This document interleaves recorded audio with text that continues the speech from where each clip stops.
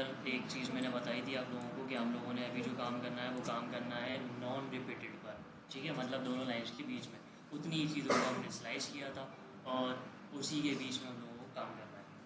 ठीक हो गया। तो सबसे पहले हम लोगों को फर्स्ट रो क्रिएट करनी है जिसको हमने स्लाइस भी किया था। ठीक है, तो क्रिएट कर लो भाई फर्स्ट रो। फर्स्ट रो से भी पहले हमें क्रिएट करनी है मेन डिफ और इंटरनल CSS यूज़ करेंगे हम।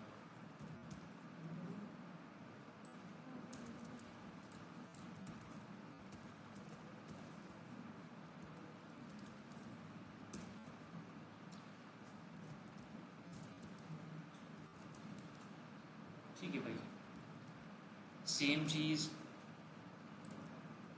ये है आपकी मेन डिव की विड्थ, एक लाइन से दूसरी लाइन के बीच जितनी भी विड्थ आ रही है ये आपकी मेन डिव की विड्थ है। कंट्रोल माइनस करने में जो सेंटर में लेके जाएगी आपके कंटेंट को, इससे 975। ठीक है, विड्थ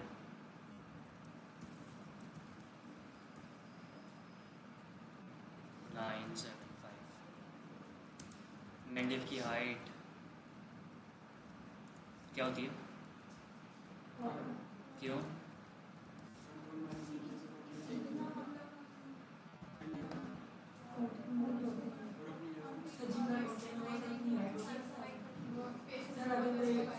सर वेबसाइट का ओनर कोई अपनी वेबसाइट को अपडेट कराना चाहे तो सर वो किसी और डेवलपर के पास जाता है, तो सर वो अगर कुछ और इसमें ऐड करेगा कंटेंट तो सर वो ऑटोमेटिक अपनी ऐड एडजस्ट कर देगा। मार्जिन ऑर्डर का मतलब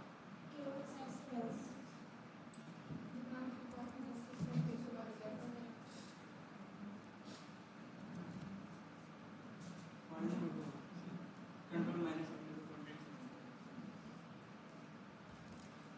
ठीक है, मेन डिव के अंदर हम लोग हमारी मेन रोज को क्रिएट करेंगे वन बाय वन, जितनी भी रोज हम क्रिएट करेंगे, जैसे कि ये पहली रो है, ये दूसरी रो है, ये थर्ड रो है, ये फोर्थ रो है, ये फिफ्थ है, सिक्स, सेवन्थ, एट्थ और चलते जाएगा नीचे। हम लोग को फिलहाल क्रिएट करनी है सबसे पहले फर्स्ट रो। ठीक है, यहाँ पर एक डिव क्रिएट की, क्लास रो 1, और इसको यहाँ पर प्रॉपर्टी से दोगे।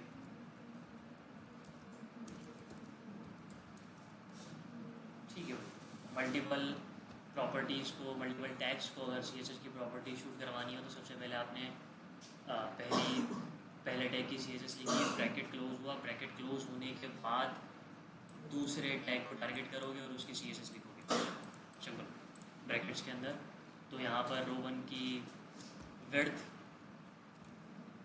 दिख रहा है, वैसे तो हम लोगों ने जो स्लाइस किया था वो मेन डिव के बराबर ही स्लाइस किया था, लेकिन आपको अगर रो 1 की विड्थ नहीं पता, हालांकि हम लोगों ने इसकी इमेज को स्लाइस किया था, तो कोई प्रॉब्लम नहीं है अगर इसकी विड्थ और हाइट पता नहीं है। इमेजेस पे जाओगे, इमेजेस पे जाने के बाद ये रहा हमारा हेडर, इस पर आपने कर्सर लेकर जाना है। जैसे ही आप इस पर कर्सर लेकर जाओगे तो यहाँ पर ही आपको बताएगा डायमेंशंस।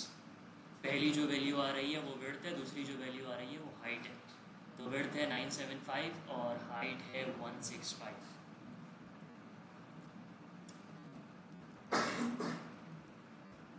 975 165। ठीक है, और उसके बाद रो 1 के बैकग्राउंड के अंदर हम लोग ये वाली इमेज को कॉल करवाएंगे। इमेजेस, अब ये भी जहन में रख लेना कि इमेजेस जितनी भी वेबसाइट्स बनती हैं इस दुनिया में, वेबसाइट के ऊपर दो तरीके की इमेजेस होती हैं, डायरेक्ट इमेज और इनडायरेक्ट इमेज।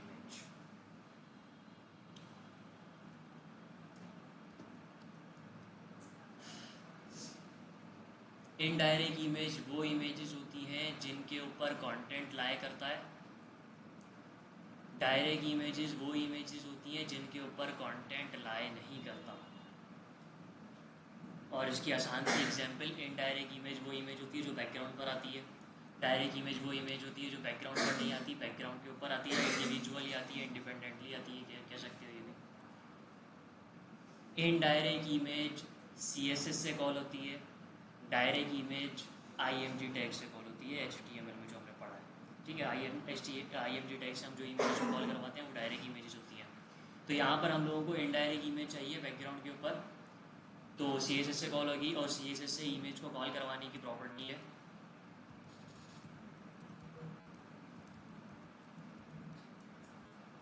बैकग्राउंड इमेज, और बैकग्राउंड इमेज के अंदर आप प्रॉपर्टी लिखोगे URL, और URL के इन ब्रैकेट्स में अपनी उस इमेज का पाथ बताओगे। ठीक है, अब यहाँ पर इमेज का पाथ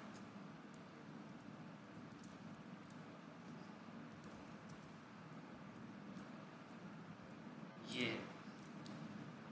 हमारी HTML फाइल के बिल्कुल बराबर में रखा हुआ इमेजेस का फोल्डर। ठीक है, HTML फाइल के बराबर में रखा है इमेजेस का फोल्डर, और उसके अंदर जाकर है आपकी header.jpg। तो इस तरीके से आप फोल्डर्स का पाथ बताते हो, ये फोल्डर स्लैश उसके अंदर आपकी इमेज। अगर फोल्डर के अंदर एक और फोल्डर होता तो यहाँ पर दोबारा फोल्डर का नाम आता, उसके बाद फिर स्लैश लगता, उसके बाद फिर header.jpg आता। ठीक है, सेव किया इतने में, आउटपुट देखते हैं क्या आउटपुट आता है। परफेक्ट, कंट्रोल माइनस करके चेक कर लेते हैं मेन डिव हमारी प्रॉपर काम भी कर रही है कि नहीं। डन है भाई, कुछ मसला कुछ पूछना है इतने में तो पूछ सकते हो भाई। अब आपने जो बॉक्स का लेआउट बनाया था उस लेआउट के मुताबिक एक रो बना ली हमने, उसके अंदर भी 2 रोज थी, इसके सॉरी 2 कॉलम्स थे। ये पहली रो के अंदर सेम चीज़ है, पहली रो 2 कॉलम्स है, ये कॉलम लेफ्ट साइड पर जाएगा, दूसरा कॉलम राइट साइड पर जाएगा, बिल्कुल उसी तरीके से बनेंगे, कोई चेंज नहीं है।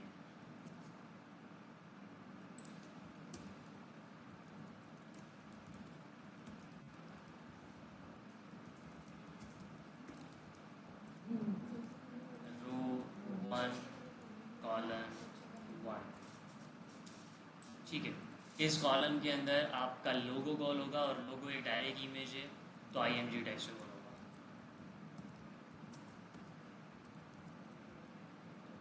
इमेजेस के फोल्डर में logo.png। जब आप बात बताते हो तो एक्सटेंशन बताना भी ज़रूरी होती है। ठीक है, सेव किया, एक चीज़ भूल गया हम यहाँ पर, ऑल्ट एट्रीब्यूट लिखना मस्ट है, साइट लोगो। सेव किया इतने में और रिफ्रेश करते हैं। ठीक है भाई, बाय डिफ़ॉल्ट जो कॉलम होता है जब आप उसको नहीं बताते कुछ भी कि उसने कहाँ जाना है, तो बाय डिफ़ॉल्ट लेफ्ट साइड पर ही आता है, क्योंकि हर टैग की अलाइनमेंट बाय डिफ़ॉल्ट लेफ़्ट है हमारे पूरे ब्राउज़र के ऊपर। तो हमें इसको थोड़ा सा CSS के अकॉर्डिंग सेट करना पड़ेगा, क्योंकि उसकी वजह ये है कि अभी तो कोई प्रॉब्लम नहीं आएगी, लेकिन प्रॉब्लम तब आएगी जब हम दूसरा कॉलम कॉल करवाएंगे, तो दूसरा कॉलम यहाँ पर आने के बजाय नीचे आ जाएगा। क्योंकि यहाँ पर इस वक्त प्रॉब्लम ये है कि आपका जो कॉलम 1 है उसने पूरा स्पेस ऑक्यूपाई किया हुआ है यहाँ से लेकर यहाँ तक का, तो इसको वेट देनी पड़ेगी, कॉलम 1 को हाइट देनी पड़ेगी और फ्लॉटिंग देनी पड़ेगी कि इससे जाना कहाँ है। अब अगर आप कोई ऐसे डिव या ऐसा कॉलम बना रहे हो जिसके अंदर सिर्फ एक इमेज है और कुछ भी नहीं है, ठीक है, जैसे कि आपका कॉलम 1, तो इसकी प्रॉपर्टीज़ या इसकी डायमेंशंस आप चाहो तो PSG से भी मेजर कर सकते हो, रूलर टूल लेकर आप मेजर करोगे लोगो कितना है, उसकी हाइट कितनी है, उसकी विड्थ कितनी है, और यहाँ पर वो शूट करवा दोगे और शूट हो जाएगा, कोई टेंशन नहीं है।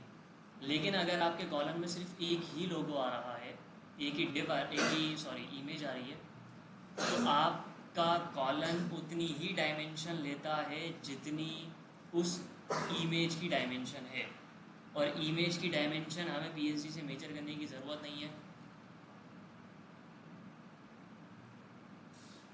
37197 विड्थ और हाइट, और ये डायमेंशन होगी आपके कॉलम की।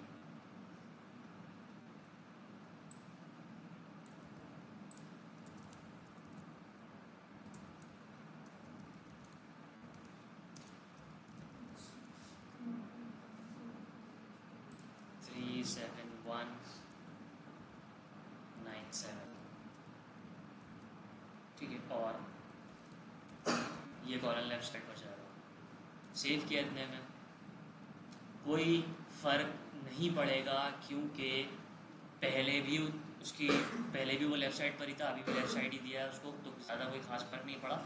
हमें ऐसा लगा कि कोई फ़र्क नहीं पड़ा, लेकिन यहाँ पर पहले आपका जो कॉलम था वो इतनी डायमेंशन यहाँ तक की ऑक्यूपाई कर रहा था, लेकिन अब उतनी डायमेंशन ऑक्यूपाई नहीं करेगा। अगर मैं दिखा सकूँ आउटपुट,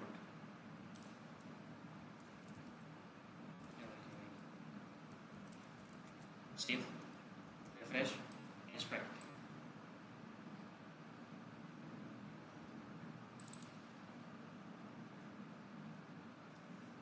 आपका कॉलम पूरा स्पेस होगी, ब्लू एरिया जो शो कर रहा है वो एरिया शो कर रहा है जिस पर हम लोगों ने कर्सर रखा हुआ है इस वक्त। तो इस वक्त जो आपका कॉलम है वो रो के पूरा स्पेस ऑक्यूपाई कर रहा था, इसीलिए हमने इसको विड्थ और हाइट दी है ताकि ये उतनी ही जगह ऑक्यूपाई करे जितना लोगो है, पूरी जगह ऑक्यूपाई ना करे। तो अब यहाँ से इसको हटाते हैं, सेव करते हैं, रिफ्रेश करते हैं, अब कर्सर लाते हैं, ये सीन है। ठीक है, उसके बाद आपको मार्जिन शूट करवाना है स्पेस के लिए टॉप और लेफ्ट से, तो मेजर कर लो कितना है।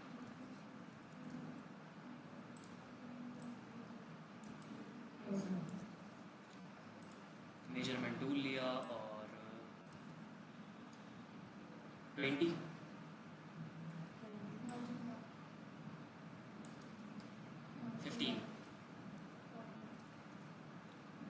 ठीक है भाई, मार्जिन 15, मार्जिन टॉप 20, सेव किया।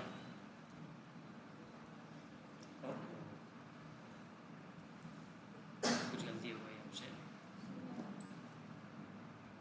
प्रॉपर्टी क्लोज करना मस्ट है, सेव किया। ठीक है भाई, डन है। कुछ मसला कुछ पूछना है इतने में तो पूछ सकते हो, ये आपका लोगो कॉल हो गया।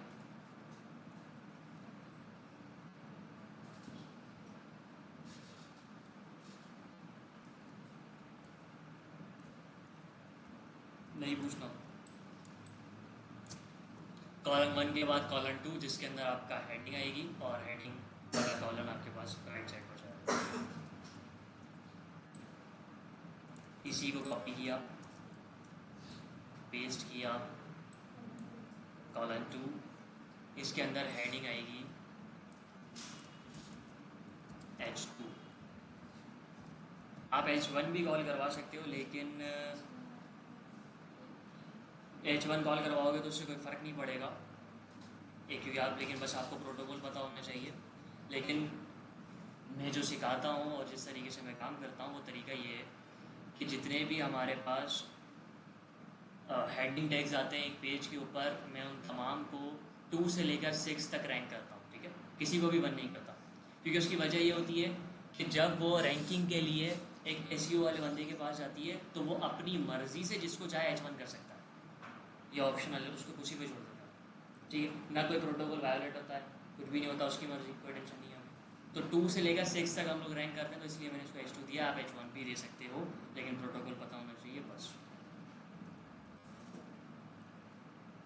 ठीक है, मूव टूल सेलेक्ट किया। मूव टूल सेलेक्ट करने के बाद टेक्स्ट को कॉपी करने के लिए टेक्स्ट पर डबल क्लिक करोगे, टेक्स्ट सेलेक्ट हो जाएगा, कॉपी Ctrl+C और पेस्ट, स्पेस, कॉपी,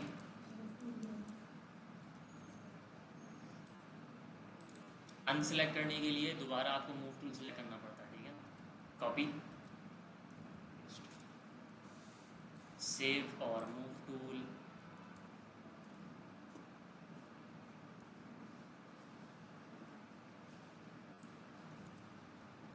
ठीक है, सेव किया। इतने में आउटपुट चेक करते हैं, कोई CSS की प्रॉपर्टी नहीं दी अभी तक।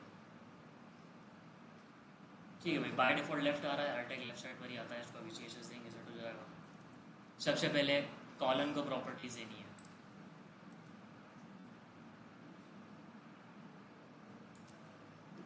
कॉलम 375 ऑलमोस्ट विड्थ है कॉलम की। ठीक है, अगर आप कोई ऐसा कॉलम क्रिएट कर रहे हो जिसके अंदर टेक्स्ट आ रहा है तो हम हमेशा ये वाली चीज़ करते हैं कि सबसे ज़्यादा जिस लाइन के अंदर टेक्स्ट आ रहा है उसकी विड्थ मेजर करते हैं। ठीक है, क्योंकि उसकी वजह ये है कि उससे कम टेक्स्ट उसके अंदर आ ही जाएगा, हम ज़्यादा विड्थ रखेंगे उसकी, तो सिंपल। ठीक है, तो हमारे पास आ रही है 375,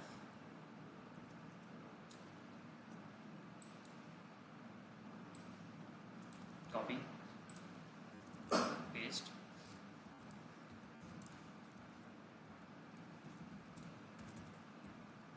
375, हाइट और फ्लोट राइट साइड पर जाएगा। हाइट मेजर कर लेते हैं कितनी है,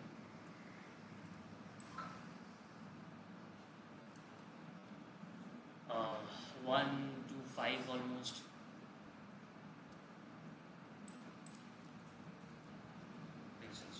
सेव किया है मैंने, ठीक है भाई।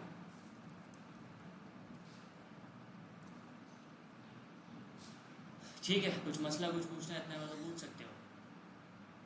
हेडिंग को कोई प्रॉपर्टी नहीं दी अभी तक, अभी सिर्फ कॉलम को एडजस्ट किया है बस। अभी हेडिंग को प्रॉपर्टीज देते हैं, फिर उसका साइज बड़ा होगा, कलर चेंज होगा और वगैरह वगैरह। ठीक है, हेडिंग को प्रॉपर्टीज देनी है तो हेडिंग जिस टैग को भी प्रॉपर्टी शूट करवानी है सीरियसली उसको आपने क्लास या आईडी से टारगेट करना है। Head 1 copy,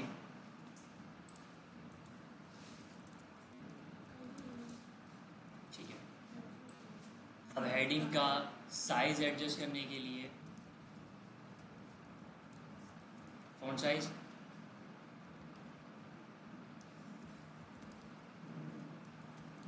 font family, text style जिसको हम फेस फॉन्ट टैग के अंदर फेस जो शूट करवाया था हमने, ये वो चीज़ है। और उसके बाद कलर, किस कलर का टेक्स्ट होना चाहिए।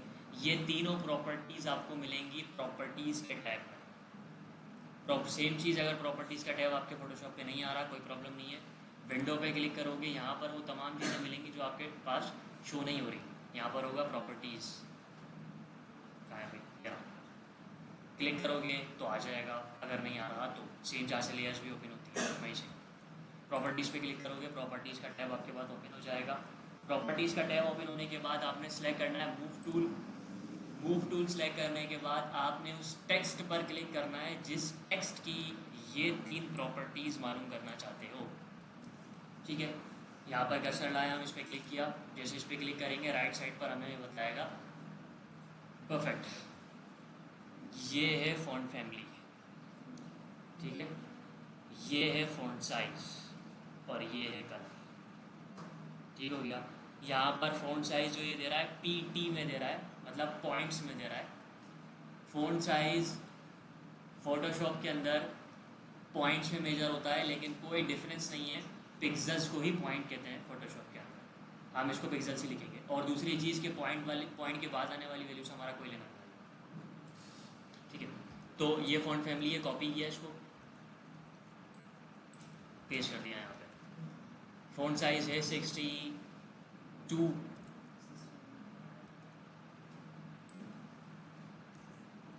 पिक्सल्स।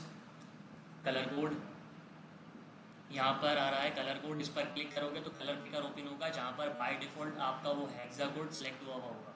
ठीक है, क्लिक किया, कलर पिकर ओपन हुआ, और कलर पिकर जैसे ही ओपन हुआ जो आपने सेलेक्ट किया था वही फॉन्ट का कलर यहाँ पर सेलेक्ट हुआ हुआ, यहाँ पर उसका कोड दे रहा है, इसको आपने कॉपी करना है, यहाँ पर पेस्ट, सेव, आउटपुट देख लेते हैं। ठीक है भाई, अब कॉलम 2 को हमने यहाँ पर मार्जिन नहीं दी, ना राइट दी है ना लेफ्ट दी है, मगर फिर भी यहाँ पर हमारी अलाइनमेंट ख़राब हो रही है, हेडिंग उस तरीके से नहीं आ रही जिस तरीके से आनी चाहिए। ठीक, उसकी वजह ये है कि हमेशा याद रखना, जो ये बार बार आप सुनोगे, हर टैग बाय डिफ़ॉल्ट CSS की कोई ना कोई डिफ़ॉल्ट प्रॉपर्टी लेता है। तो जितने भी कंटेंट के टैग्स हैं, हेडिंग, पैराग्राफ, मार्क्यू, लिस्ट वगैरह वगैरह, ये तमाम टैग्स बाय डिफ़ॉल्ट मार्जिन लेते हैं, बाय डिफ़ॉल्ट लेते हैं। CSS की डिफ़ॉल्ट इनके ऊपर मार्जिन शूट हो रही है 10 to 15 पिक्सल्स की। ठीक, तो वही शूट हो रही है जिसकी वजह से आपका जो टेक्स्ट है वो नीचे आ गया।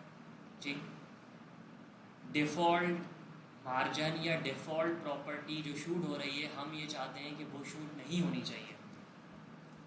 उसके लिए आप यहाँ पर लिखोगे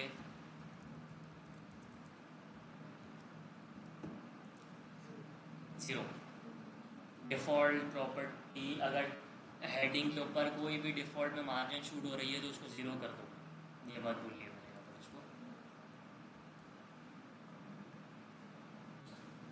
ठीक है भाई, आप अपनी मर्ज़ी की मार्जिन शूट करवा लो, कोई प्रॉब्लम नहीं है। ठीक है भाई, पता नहीं है कितनी मार्जिन आएगी, चेक कर लेते हैं।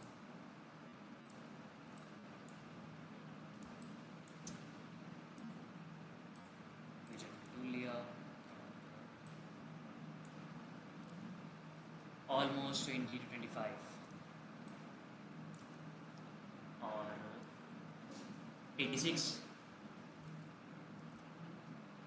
ठीक, अब यहाँ क्या हेडिंग पर शूट करता है डिफॉल्ट फॉर्मेट जो बता रहे हैं तमाम कंटेंट के टैग्स पर हेडिंग, पैराग्राफ, मार्क्यू, लिस्ट सारे लेकिन अगर लास्ट में मतलब उसको पता नहीं कि आप एक जीरो कर देंगे ज़ीरो कर देंगे। इसकी मैं एक शॉर्ट ट्रिक बताऊँगा आगे चल के, फिलहाल इसी के साथ। ठीक है, मार्जिन राइट कितना था, 86, 85 कर देता है। मार्जिन टॉप कितना था, कितना 85, सेव। बेहतरीन, हमसे गलती हुई कि ये मार्जिन शूट होनी चाहिए थी हेडिंग पर, सॉरी कॉलन पर, हमने शूट करवाई है हेडिंग पर। कट, सेव और रिफ्रेश। टॉप से मार्जिन थोड़ी सी ज़्यादा हो गई है, कम कर लो, एडजस्ट कर सकते हो आप, इसमें कोई प्रॉब्लम नहीं है। 15 बेहतर, और एडजस्ट कर सकते हो आप, 15 के बजाय 10 भी कर सकते हो, कोई प्रॉब्लम नहीं है। ये जो हमारे पास मेजरमेंट के बाद एक वैल्यू आ रही थी 25, हमने उसको 15 किया है, और ये इसलिए हम लोगों को करना पड़ रहा है क्योंकि हम लोगों को एक बहुत बुरी आदत पड़ गई है राउंड ऑफ करने की। तो जब राउंड ऑफ करोगे तो कुछ पिक्सल जब आगे पीछे होते हैं तो यहाँ से भी कुछ पिक्सल एडजस्ट करने पड़ेंगे, क्या करें, तो इसलिए एडजस्ट करना पड़ेगा। चलो, कुछ मसला कुछ पूछना है इतना मैं तो पूछ सकते हो।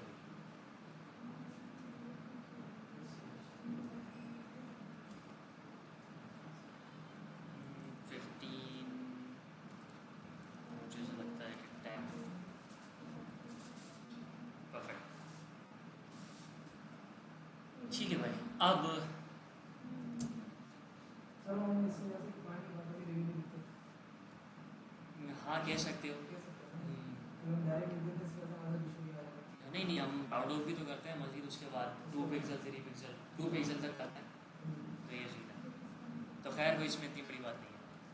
तो भाई अब यहाँ पर ये एक मसला कि SEO का कलर PSD में वाइट है, यहाँ पर वाइट नहीं आ रहा, तो अपने कोड में छोटी मोटी चेंजिंग करने के लिए आपके पास एक टैग आता है स्पैन टैग, पेयर टैग होता है।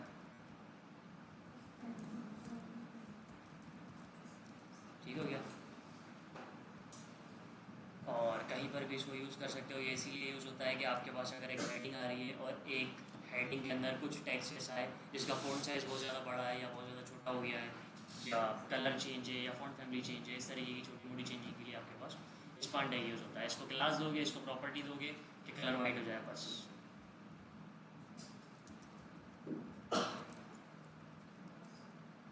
क्लास SP1 कुछ भी दे सकते हो आप, क्लास, इसको कॉपी किया और डॉट कलर वाइट हो जाए, लेकिन एक बार फिर भी चेक कर लेते हैं वाइट ही है ना। Properties, properties move tool select हुआ हुआ है, क्लिक किया यहाँ पर, कलर ठीक है वाइट ही है, सेव।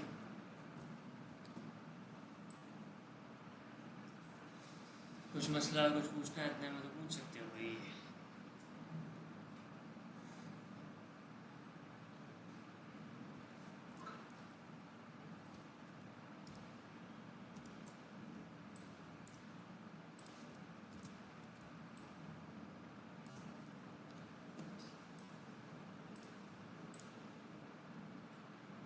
ठीक है, उसके बाद रो टू।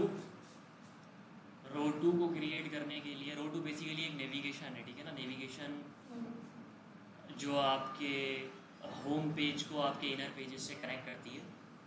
नेविगेशन बनाना अभी हम लोग इस पीएचडी के अंदर नहीं सीखेंगे, क्योंकि उसकी वजह ये है कि इसके बाद जो पीएचडी आएगी उसकी नेविगेशन इससे ज़्यादा अच्छी है। तो उसके अंदर सीखेंगे नेविगेशन को बनाते कैसे हैं। इसके अंदर हम सिंपल टेक्स्ट मतलब पैराग्राफ कॉल करवाएंगे और रो के अंदर, ठीक। ऑथेंटिकली जिस तरीके से बनती है नेविगेशन वो हम अगली पीएचडी के अंदर सीखेंगे।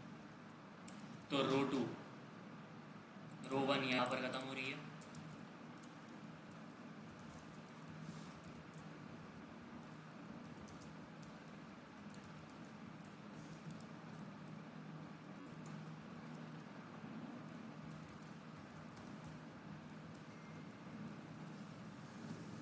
Move tool, double click content को सिलेक्ट करने के लिए, कॉपी और पेस्ट, सेव। कोई चीज़ इसकी प्रॉपर्टी नहीं दी है अभी तक। पैराग्राफ टैग है, बाय डिफॉल्ट मार्जिन ले रहा है। हम इसको मार्जिन 0 करेंगे, 0 हो जाएगा। अच्छा, एक चीज़ यहाँ पर हम लोग मिस कर रहे हैं जो मुझे बतानी चाहिए थी, बल्कि चलो आगे आएगी तो आगे बात करेंगे। अच्छा परफेक्ट। रो टू को प्रॉपर्टीज़ हो गए। रो टू को प्रॉपर्टी शूट करवाने के लिए मेहनत करने की ज़रूरत नहीं है। रो वन की प्रॉपर्टीज़ को कॉपी किया, प्रॉपर्टीज़ को टैग्स की आगे पीछे भी लिख सकते हो, उससे कोई फ़र्क नहीं पड़ता। जैसे कि अगर SP1 को मैं यहाँ हेड वन से पहले लिखता तो कोई फ़र्क नहीं पड़ता, हेड वन को अगर हम सबसे ऊपर लिख देते तो भी कोई फ़र्क नहीं पड़ता, आगे पीछे लिख सकते हो। ठीक है भाई, पेस्ट। रो टू को प्रॉपर्टीज़ देना चाहते हैं, रो टू की विड्थ मेन के बराबर ही रहेगी, तो चेंज करने की ज़रूरत नहीं है। ठीक है, मेन रो वन की भी विड्थ वही है जो मेन की है, रो टू की विड्थ भी वही होगी। यहाँ पर जितनी भी डिव्स आपके पास कॉल हो रही हैं सबकी विड्थ मेन के बराबर ही होगी। ठीक है, हाइट पता नहीं है भाई, हाइट मेजर कर लेते हैं, F12।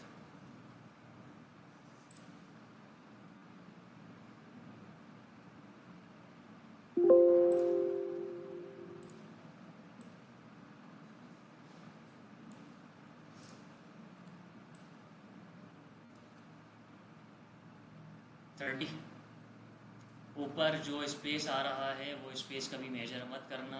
हमेशा जब भी मेजरमेंट करोगे, चाहे वो विड्थ हो चाहे वो हाइट हो, उतनी मेजरमेंट करते हैं जितना उस टैग के अंदर या उस डिव के अंदर या उस रो के अंदर या उस कॉलम के अंदर कंटेंट आ रहा हो। ठीक है, क्योंकि एम्प्टी स्पेस है वो टॉप और बॉटम, वो हम मार्जिन से शूट करवा सकते हैं, हाइट में देने की ज़रूरत नहीं है। ठीक है भाई, 30 की हाइट है।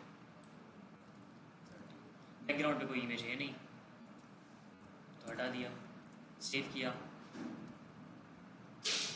ठीक है, कोई ख़ास फ़र्क नहीं पड़ा क्योंकि वही वाली चीज़ बाय डिफ़ॉल्ट भी लेफ्ट पर आ रही है, तो इतना कुछ खास नहीं पड़ेगा। लेकिन जब हम इसकी मार्जिन 0 करेंगे, इसको प्रॉपर्टीज़ देंगे, तब फ़र्क पड़ेगा।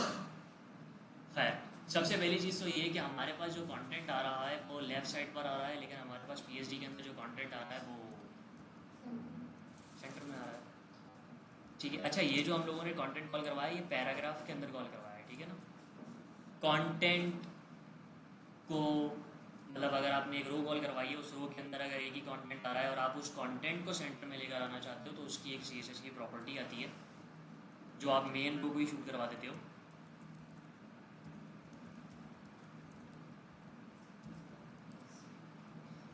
इसका ये मतलब है कि हमने इस रो को यानी कि रो टू को ये बात बोली है कि इस रो में जितना भी कंटेंट आ रहा है उसको सेंटर में लाई करवा दो। अभी तो सिर्फ पैराग्राफ आ रहा है, अगर मल्टीपल टैग्स आ रहे हो तो सारे के सारे सेंटर में आ जाते हैं। ठीक है, सेव किया इतने में, पैराग्राफ को प्रॉपर्टीज दे दो।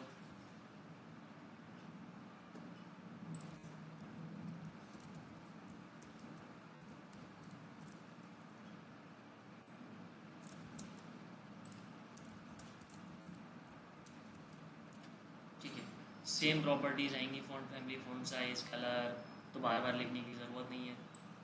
मार्जिन 0 भी आएगा, पैराग्राफ बाय डिफ़ॉल्ट मार्जिन ले रहा है। पेस्ट, कॉपी पेस्ट किया ऊपर वाली प्रॉपर्टीज़ को, प्रॉपर्टीज़ चेंज कर देंगे हम पैराग्राफ के हिसाब से। चेक कर लो वो चीज़, मूव टूल, प्रॉपर्टीज़, क्लिक किया यहाँ पर, और ये फ़ॉन्ट फैमिली है, 24 पिक्सल का फ़ॉन्ट साइज़ है। जब भी फ़ॉन्ट फैमिली लिखते हैं याद रखना ब्रैकेट्स नहीं लगते, ठीक है। और फ़ॉन्ट साइज़ था 24। कलर कोड क्लिक किया, कॉपी, सेव, और ठीक है भाई, मार्जिन वार्जिन सब खत्म हो गया, फ़ॉन्ट साइज़ और फ़ॉन्ट फैमिली वगैरह सब कुछ शूट हो गया। अब यहाँ पर एक छोटी सी चीज़ है जो आप लोग खुद से करोगे। अगर यहाँ PSG में नोटिस करो तो 4 जो आपके पास नेविगेशन कॉल हो रही हैं, 4 ही है ना, 4, इनके बीच में स्पेस आ रहा है जबकि यहाँ पर नहीं आ रहा, तो ये स्पेस आप लोगों ने शूट करना होगा।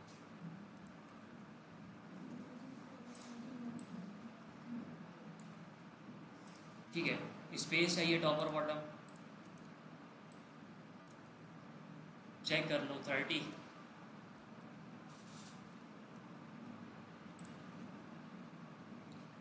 रो, मार्जिन टॉप 30, सेव।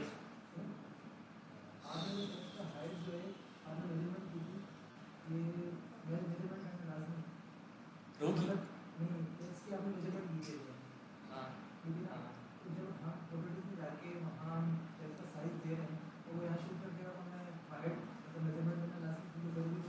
ये उस सूरत में होगी जब आप अपनी मेन रो की हाइट को ऑटो रखो, लेकिन फ़िलहाल हम लोग इतना डीप में नहीं जा रहे कि हाइट ऑटो आप मेन रो की क्यों रखते हो, कब रखते हो, क्या फ़ायदा है, उसके बारे में हम आगे पढ़ेंगे। उस सूरत में रख सकते हो, हम वहाँ पे रख सकते हैं। हाँ उस सूरत में अगर हाइट आप मेन रो की ऑटो रख रहे हो, मेन डिव का मतलब मेन रो की डिव, मेन रो की हाइट, जो रो 2 मतलब, हाँ उसकी हाइट अगर ऑटो रख रहे हो तो आपको मेजर करने की ज़रूरत नहीं है, फ़ॉन्ट साइज़ के मुताबिक हाइट ले लेगा, लेकिन उसके बारे में हम लोग बात करेंगे। ठीक हो गया, ठीक।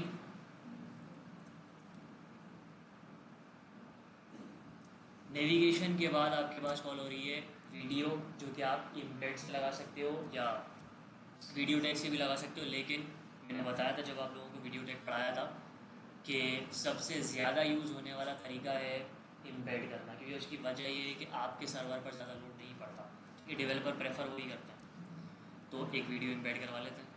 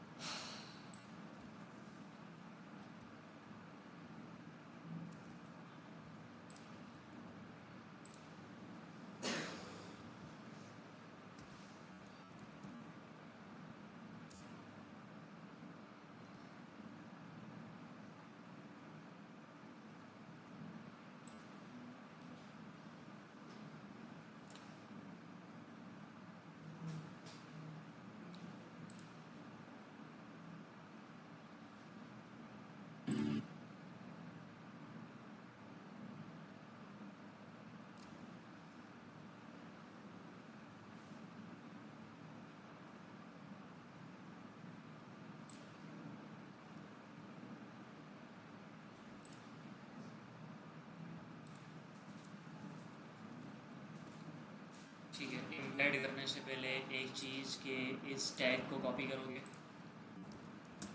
दोबारा पेस्ट करोगे रो 3 बनाने के लिए, या वो वाली रो बनाने के लिए जिसके अंदर आपकी वीडियो कॉल होगी। तो हमने रो 3 नहीं क्रिएट की, रो 2 को ही कॉपी पेस्ट कर दिया। क्यों, अभी बात करते हैं। पहले इसको इम्बेड किया और यहाँ पर इसको पेस्ट कर दिया।